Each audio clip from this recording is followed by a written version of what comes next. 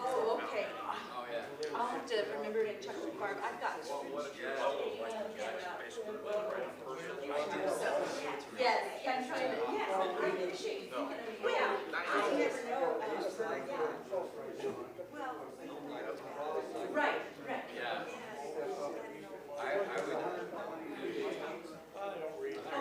Oh, wow. Now you got one. Or pass it to your right. Yeah, I'll give it to Titus. There you go.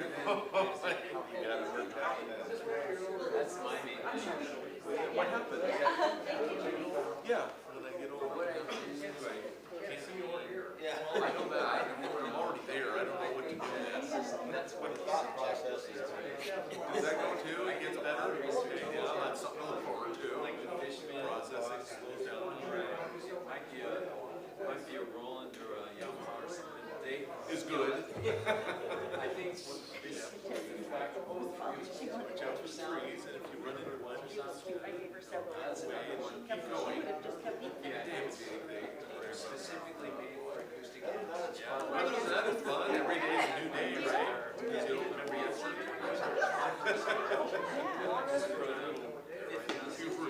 I do know that because my dad always said that. He's like, oh, man, I don't know what. Doesn't matter. Every day is better. Oh, so then. That's something to look forward to.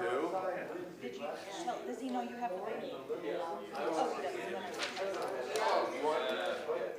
Hold my back. All right. Good job. I was downstairs. Well, I got the hour. Well, I was in the gym, and then I went in.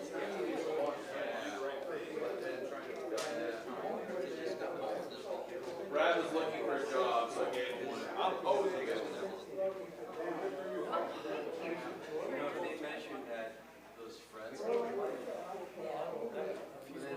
see that straight edge on there, maybe it's the nut, maybe you're not on that one cut. Okay, you put a little something under there. Okay.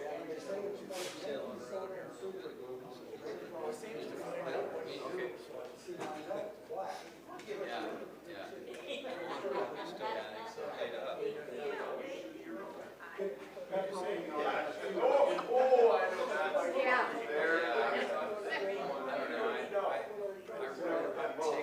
It also has a loop. And so so I can play a rhythm, I can play a progression, and just let it play. Right? Yeah.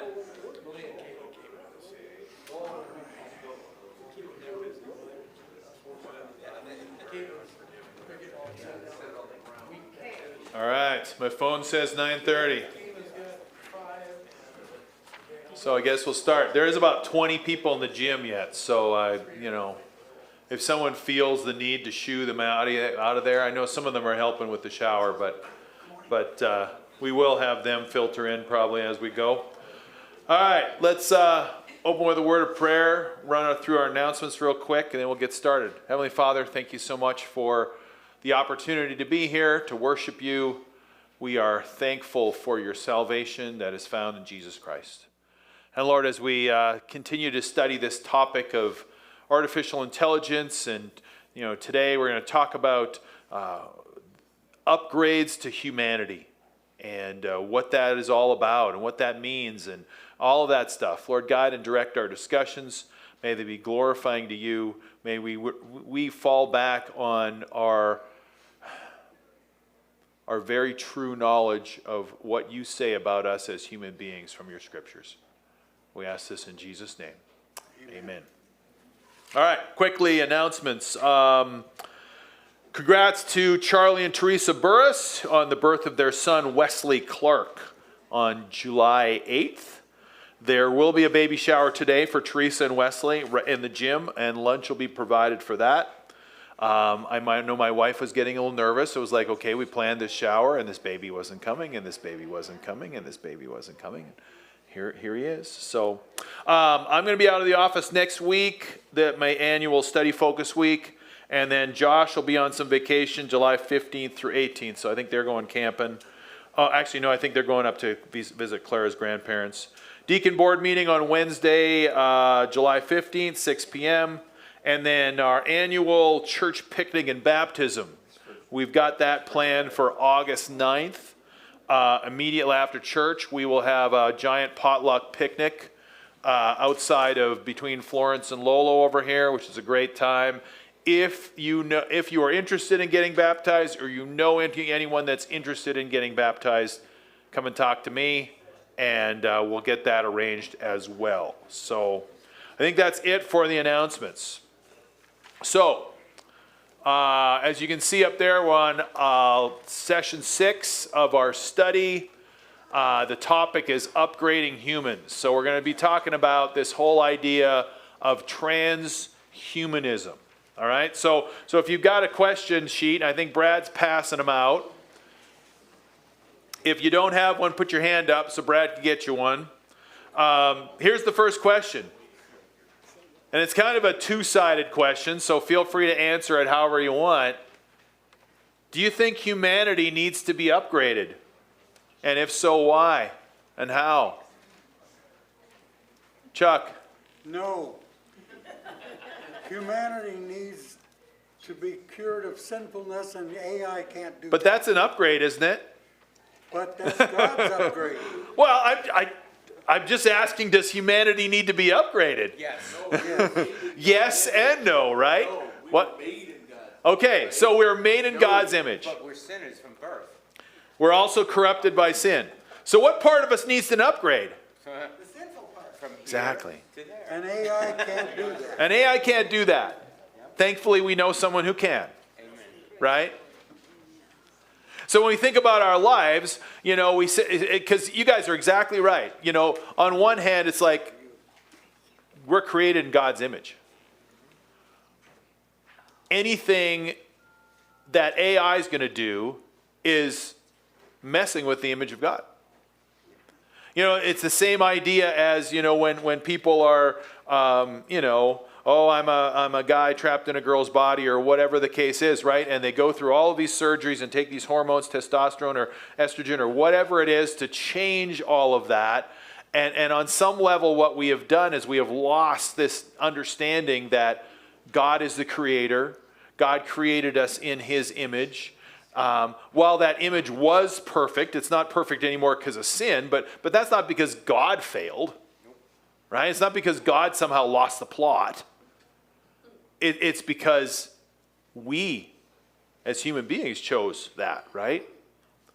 And so, on a bare basic level, as humanity, we don't need an upgrade in terms of, you know, we're not going to improve on creation. But, as we'll see today, lots of people want to try. But at the same time, we do need an upgrade because we have a sin problem, don't we? Right? And so our upgrade's coming when Jesus comes back. That's when our upgrade's coming. And it's going to be, I'll call it this way, back to Eden and probably even better. Right? Back to what Adam and Eve had, and then times 10 or 20 or a million or whatever it's going to be. You know? So, yes, you know, to answer the question, do you think humanity needs to be upgraded? Yes and no. The problem is, as we'll see, the people that are pushing this upgrading human stuff, it's not a biblical worldview. It's an alternative worldview. And their goal is something completely different. So, Carl, why don't you go ahead and run that?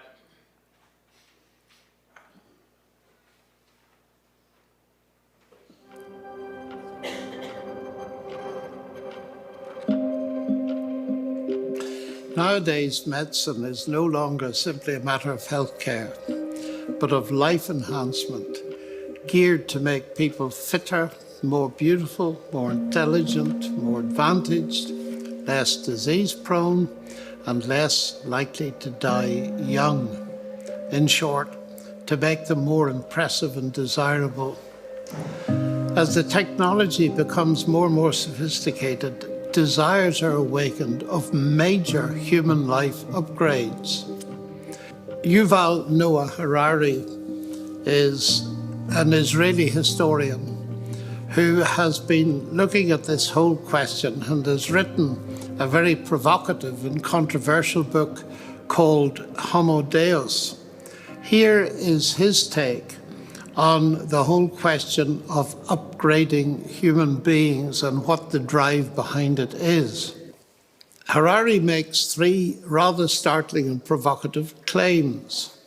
Firstly, he thinks war is obsolete in the sense that we are more likely to kill ourselves than be killed in conflict. Granted that Europe has certainly seen a lengthy period of peace between the Second World War and the Balkan Wars, yet it is the fact, surely, that wars are raging in many parts of the world. And in addition, this claim of Harari's can be challenged by cyber war scenarios and the prospect of the increasing use of autonomous military vehicles and weapons in actual warfare. The second of Harari's claims is this: we are more at risk from obesity than from starvation. This seems at odds with the disparity between wealth and poverty, underlined by frequent humanitarian and ecological disasters, and with the evidence of current daily media reports from Africa.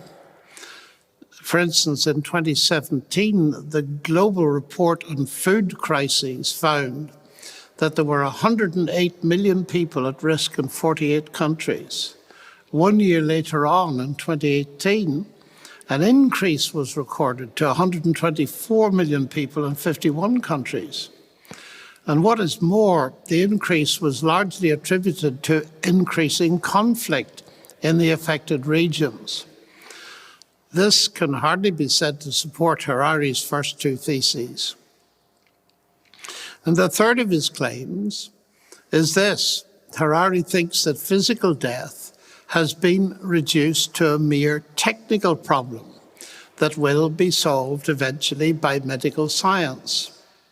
In other words, he imagines that within the not-too-distant future, although we may die, we shall not have to die. A cure for death will be found, as if death were a disease. But is it? I would not be so sure for reasons that will appear later. At any rate, the claim seems very far-fetched. Harari's claims display a moral optimism that is very hard to justify. UK astronomer Royal Martin Rees, whom we've cited earlier, he fears that without forward thinking, sensible and international initiatives to combat global threats such as climate change, nuclear weapons and biological warfare, future generations may be left with, quotes, a depleted and hazardous world. And that is not exactly the utopian world that is conjured up by Harari's claims. Nevertheless, many people are fascinated by Harari's ideas. For our purposes, the most important thing about them is what Harari builds on them. The third one, the idea that death is now just a technical problem, is the most interesting of them, because Harari couches it in explicitly atheistic terms. Indeed, atheism is the worldview that forms the background not only to Harari's thinking, but to that of many others. What Harari says is this: humans don't die because God decreed it or because mortality is an essential part of some great cosmic plan. Humans always die due to some technical glitch. He goes on to say, every technical problem has a technical solution. We don't need to wait for the second coming, that is, the second coming of Christ, in order to overcome death. Now, you will notice that this is all pure assertion. without any evidence. And it raises the question of whether Harari really expects us to be so naive as to simply accept it on the basis of his authority. But it is the fact that such is the desire to avoid death that many people buy into these ideas. And in light of that, Harari thinks that the first major agenda item in the 21st century is going to be a serious bid for human immortality. That desire to be immortal, according to Harari, will be given irresistible momentum by the fear of death ingrained in most human hearts. And indeed, that fear can be seen to be reflected in the decision that some wealthy people have already made to have their bodies frozen after death. Cryogenics is the term used for it, in the hope that they can be brought back to life one day when scientists discover how to reboot a frozen brain. Now, these ideas, though seemingly far-fetched, are not without precedents. For instance, Nikolai Fyodorov, 1829 to 1903, a Russian Orthodox philosopher, suggested that humans could intervene in their own evolution and so direct it towards physical immortality and even resurrection. This day will be divine, awesome, but not miraculous. For resurrection will be a task not of miracle, but of knowledge and common labor. He sounds just like Harari. Also, in 1949, Pierre Teilhard de Chardin, a French Jesuit priest and paleontologist, predicted that rapid technological change would result in a merger of humanity and technology. He believed that this would eventually lead to what he called the omega point, where humanity would merge with the divine, Homo Deus. This leads to the second item on Harari's agenda, the intensification of the pursuit of happiness.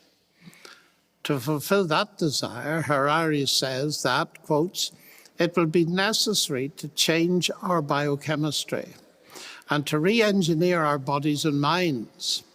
The second great project of the 21st century to ensure global happiness will involve re-engineering Homo sapiens so that it can enjoy everlasting pleasure. Harari goes on, having raised humanity above the beastly level of survival struggles, we will now aim to upgrade humans into gods and turn Homo sapiens into Homo Deus. Harari thinks this will happen gradually, starting with our voluntary ceding of control of our lives to the smartphone, and over time changing ourselves by re-engineering, drugs, etc., until we are no longer recognizably human. Now, this is essentially what is called the transhumanist project, moving beyond the human. And the visionary aims of that project are well summed up by Mark O'Connell in his book, To Be a Machine. He says this, it is their belief that we can and should eradicate aging as a cause of death, that we can and should use technology to augment our bodies and our minds, that we can and should merge with machines, remaking ourselves, finally, in the image of our own higher ideals.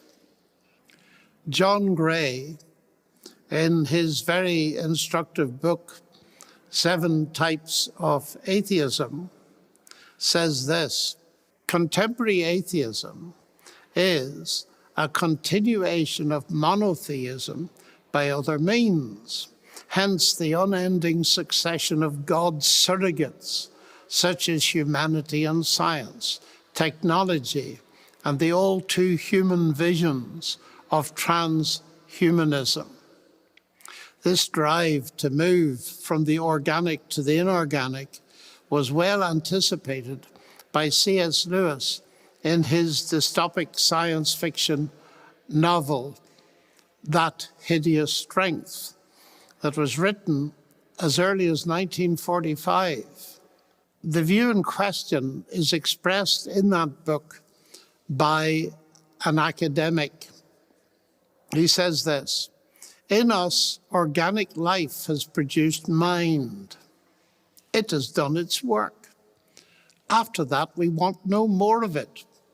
We do not want the world any longer furred over with organic life, like what you call the blue mold, all sprouting and budding and breeding and decaying. We must get rid of it by little and little, of course. Slowly we learn how. Learn to make our brains live with less and less body. Learn to build our bodies directly with chemicals. No longer have to stuff them full of dead brutes and weeds. Learn how to reproduce ourselves without copulation." Giles Fraser writes approvingly of Gray's insistence that the idea that science or technology can somehow deliver us from the sort of questions that have driven some of us to God, questions about mortality, for instance, is every bit as superstitious as any religious belief. For many people, technology and science function in today's society very much the same way as magic once did. They both represent the fantasy that there can be some quick fix to the challenges of being human. In the same vein, Leon Kass, professor of social thought at the University of Chicago and presidential advisor on ethics, a polymath, has given a sober warning regarding this kind of development.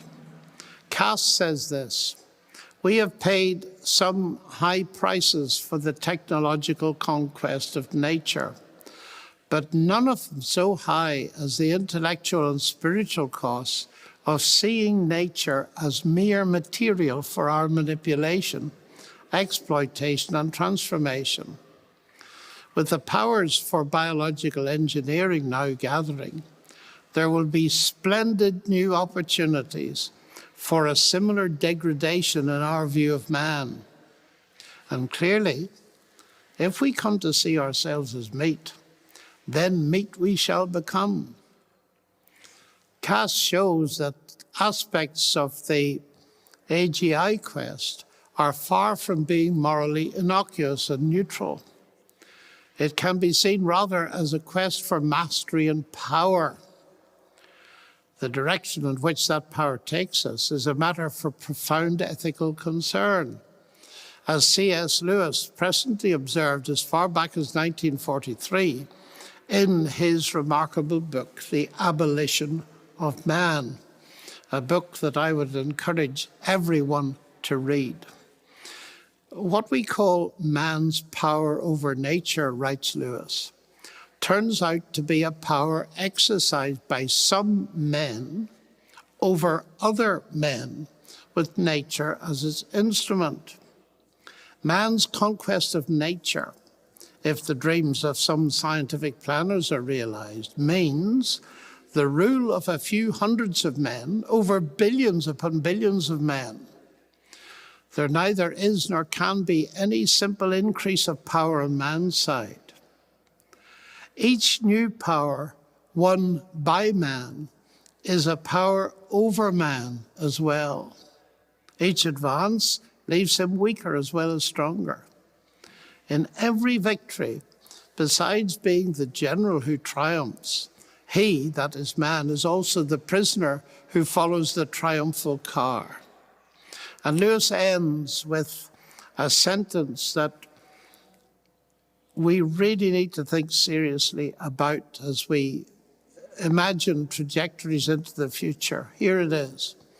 Man's final conquest has proved to be the abolition of man. Now, C.S. Lewis wrote these words after he'd become a Christian. And yet, atheist John Gray regards them as of prophetic value, even for those who do not share Lewis's theological convictions. Gray also reminds us that the attempt to use science and technology to upgrade humanity is far from new. He cites both the medieval Jewish myth of a human-like being made of dust or mud called the golem, and also Mary Shelley's Frankenstein, published in 1818. In Gray's view, quotes, the attempt to create an artificial human being risked making a monster. The history of the 20th century gives strong support to this view.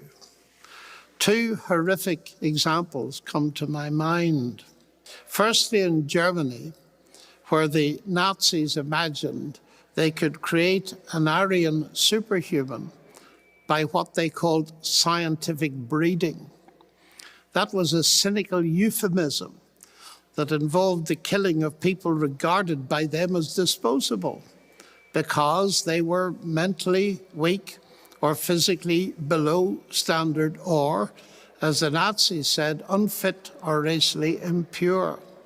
Hitler essentially took over the idea of the survival of the fittest and applied it to human beings rather than animals in his quest for the Übermensch, that is the Superman. That led, sadly, to the extermination of millions of Jews, Poles, Gypsies, and other undesirables in the most depraved violence the world has ever seen. That was Germany.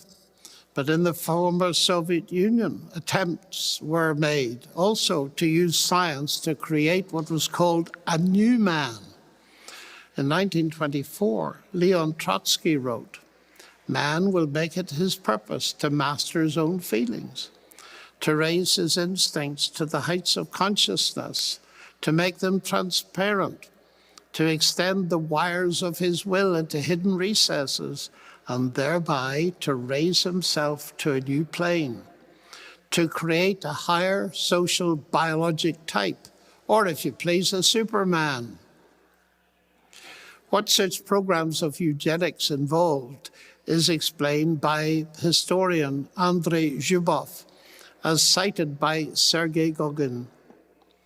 The Soviet man, he writes, evolved as a result of a deeply negative selection process, whereby the best, most honest, and most cultured people were either killed or prevented from having a family and raising children by exile or imprisonment, whilst the worst sort of people, namely those who took part in the creation of this new form of man or silently supported the new authorities, could be fruitful and multiply. Such horrific examples support John Gray's prediction that the likely outcome of all such attempts to re-engineer humanity will be the extinction of humanity. And we might add to that the creation of monsters. And this situation leads one to think that the ethical problems are absolutely huge and deserve the utmost consideration by all thinking people. It is very dangerous to jump on a bandwagon before you know where it's going. And we need to think very hard exactly where this particular transhumanist bandwagon is taking us.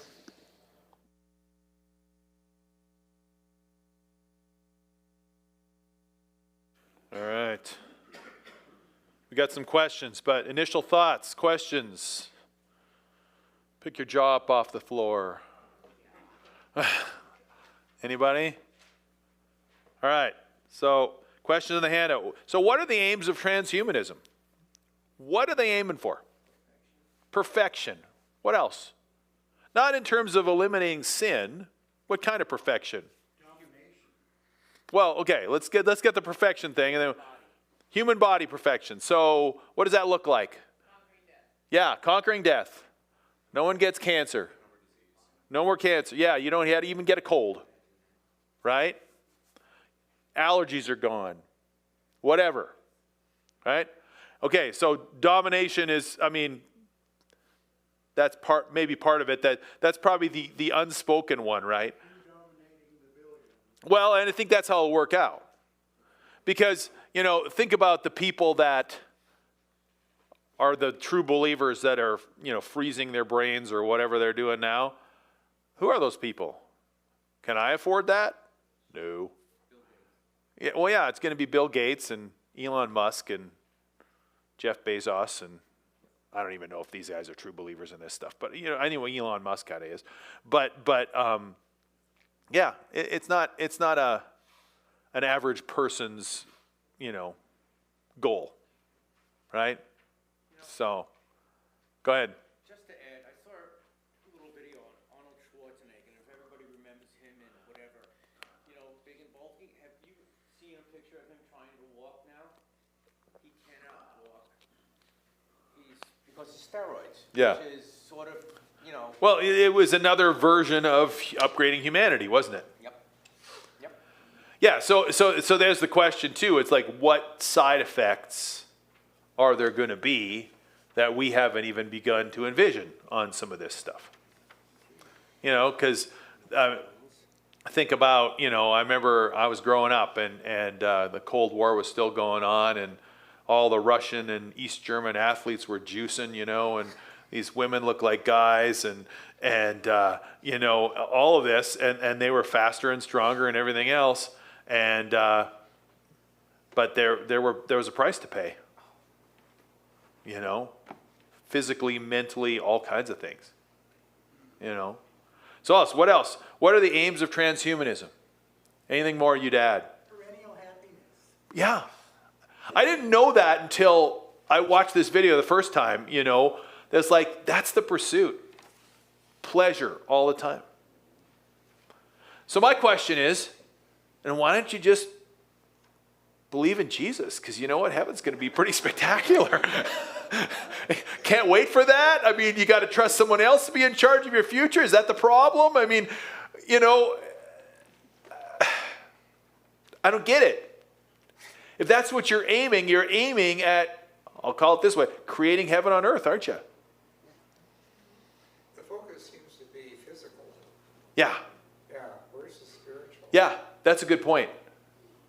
So it doesn't seem to, of course, a lot of the transhumanist stuff is, the worldview, like he said, is atheist, right? So from an atheist worldview, you're not as concerned about that. All we need is a body that works perfectly, right? That's all we need. We're just, as one guy said, we're just meat. Go ahead, Rick. Also, he was talking about cybernetics, and all we really need is a brain. So think about touch, feelings. How are you going to feel if you're, I feel half bionic anyway. But, no, but how are you going to feel? How are you going to love? All that stuff is... Yeah, none of that's mentioned here. Right? Now, maybe it's mentioned in the literature, and maybe just didn't touch on it. I don't know. But that whole thing is just kind of left out there unspoken, right? Well, the only feeling is happy. Well, that's the only feeling they want to pursue. And yet, think about your life. When were the times that you grew as a person? Was it when life was joyful? No. Or was it when life was hard? I heard something on the way up this morning where we think that being on the mountaintop is great. No worries, it's all wonderful. But if we're looking at fruit, it grows more in the valleys. Sure. Yeah, Kathy? And then I get Joy. We tend to think there's a dichotomy between joyful and hard. But when we were raising little kids, that was hard. Yeah. They didn't sleep, they were messy, they wanted to be fed all the time. But What's up with that, huh? It was still a joyful time. Sure. And I think, I went to a funeral of a man who taught Sunday school for years up at Mac. And somebody had gone camping with him. And they got up the day they needed to pack up, and it was raining. And the guy said, "Oh man, this is going to be a bad day." And the man who had passed away, he said, no, this is gonna be a hard day, but it's still a good day. And I think if we can make that shift Yeah. in our thinking, then we're not as likely to be pulled into this stuff that says, oh, we can give you happiness all the time. Yeah. But I mean, think about it, you know, how much even that pursuit of, I'll say it, the pursuit of happiness, I realize that's hardwired into the, you know, America. Declaration of of Independence, 250 years of hardwiring it in. But I mean, think about how much society is already bent that way. You know, I mean, you know, sex is just for pleasure, right? We don't want to have the complication of having kids, right? So we do everything we can to avoid that, you know, whether it's birth control or the abortion pill or whatever it is, you know. Think about the whole entertainment industry and how huge that is. And don't get me wrong, I love listening to music, I love reading books, I enjoy a computer game every once in a while, that kind of thing, you know. But then, you know, think about the dudes that are still living in their parents' basement at 45, not working. And there's a higher and higher percentage of those. It's like, what are they after? They're just out there to live selfishly and please themselves. You know? It's already hardwired into us. And so then something like this comes along and everybody catches the vision, right? So I guess the question is, what are the aims of transhumanism? Are they realistic? What's going to poke what's going to put a pin in this thing? Apart from Jesus returning, I get that part, right? But is there anything in us that's going to put a pin in this thing? Independence. Okay. So there's going to be a certain number of people that aren't going to want to enslave themselves to a machine or whatever and want a chip planted in their brain or whatever that's going to look like. Okay. What else? Go ahead, Josh. So I have a family member who struggles with mental illness, and as they've tried to treat it, we've realized like how little doctors really know about the human brain. Like they try and figure it out, but really they are just putting stuff in there to try and fix it. But it's like the reality is, Let's adjust some chemicals or whatever. Yeah. The reality is we have very little understanding of how the brain actually works. So much to try and then translate that into technology, and we don't even understand fully how the brain works. Yeah, that's a good point. So there are things in how we are created that are probably beyond our knowledge. What else? Okay, Pam. The whole idea of trying to anticipate the consequences of technological change are almost impossible because we really don't understand the consequences. Okay. We can't. Okay. And so, does that mean we put a brake on everything, or does it mean that we take little tiny steps? Yeah. And just monitor it? Or, Yeah. I mean, that's where we're at right now. Yeah. Like think about this thing, right? No one, when this thing came out, 15 years ago, 20 years ago, whatever it was, right? No one envisioned that we'd poison a whole generation of our kids with it. No one envisioned that we'd be growing up 13-year-olds, 12-year-olds, 11-year-olds addicted to social media that would be, killing themselves and, completely dysfunction because they're living according to the opinions of nutcases on here. Right? We didn't envision that, but here we are. Right? And so your point's well taken. Yeah. Greg? It's called unintended consequences. Yeah. And the more you get into this AI stuff and humanism thing, the more unintended consequences there are. Yeah. And then eventually it all falls apart. Yeah. We're going to work really hard trying not to fall apart, as human beings. But what else? Another thing too is I would say, and you guys, these are all great answers. But one thing I'd like to inject in here is sin's still around. You can fix a human physically, so possibly you can conquer death, but that doesn't mean their heart's any better, right? And so can you imagine, creating a Superman with ethical problems? I mean, I realize Marvel does it all the time, but, you know, and so does DC Comics. But I mean, this isn't reality. It's not a comic book anymore, right? Go ahead, Joy. When I first started hearing about AI, the thought came to me then that because it seems, at least in my heart, apparent that Christ may return very soon, and that Satan knows this. He knows it's coming, and that this has been set up so that the Antichrist will be able to control the world population. We're going to get there in future things. I think he's going to talk about, next week we're going to talk about AGI, this whole idea of the general intelligence as learning and stuff like that. And Colin gave me a great example of where that's at now, and I'm going to read some of that before. And then in future weeks, then session 8, he's going to start talking about Genesis, and he's going to get to what would this look like in Revelation? Because this becomes we look at that end time scenario completely differently now with this in mind, right? To say, yeah, what would a one world government, an evil dictator, whatever you want to call it, do with something like this? I mean, we already have, the guys like George Orwell and others that have kind of speculated toward that, right? Adolphus Huxley and Brave New World and different ones like that. And some of their predictions are pretty darn accurate. I mean, China already is 1984 with all the cameras everywhere. Adolphus Huxley and Brave New World, it was all about the pursuit of pleasure. We've already talked about that today.